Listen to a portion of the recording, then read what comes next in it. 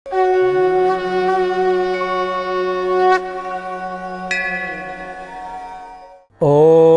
क्रीं महाकल्यै नमः।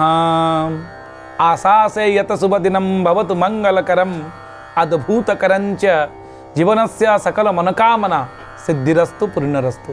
नमस्कार दर्शक बंधु, जय जगन्नाथ।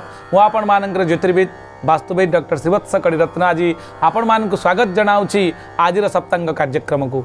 आज हूँ कार्तिक मास तुला 22 दिन नवेम्बर 7 तारिख रही शुक्रवार रही द्वितीय तिथि रही दिन 11:06 पर्यंत। यहाँ पर तृतीय तिथि भोग हे। रोहिणी नामनी नक्षत्र रोचंती रात्र 12:33 पर्यंत।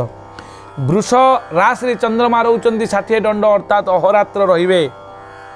परिक जोग रही गरकरण रही रव्यंश जदि आम देखा ताले 20 अंश 15 कला और 27 विकला पर्यंत आज गति कर।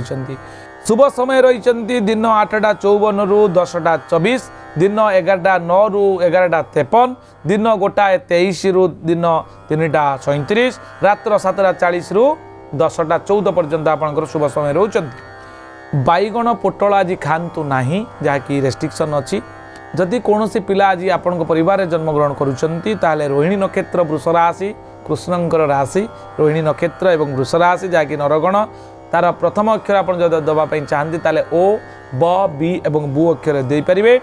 रात्र 12:33 पर जदि कौन पिला आपण परिवार जन्मग्रहण करुँच मृगशिरा नामनी नक्षत्र वृष राशि 5/2 देवगण हम पिलार ना जदि आप दवाई चाहती प्रथम लेटर ताले बर एकार बे बर ओकार बो ए अक्षर नामकरण दे पारे।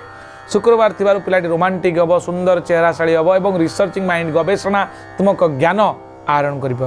एबे आमे जानिबा मेष राशि रु मीन राशि पर्यंत कौन रही दैनिक राशिफल जहाँकि चंद्रकुंडी अनुसार।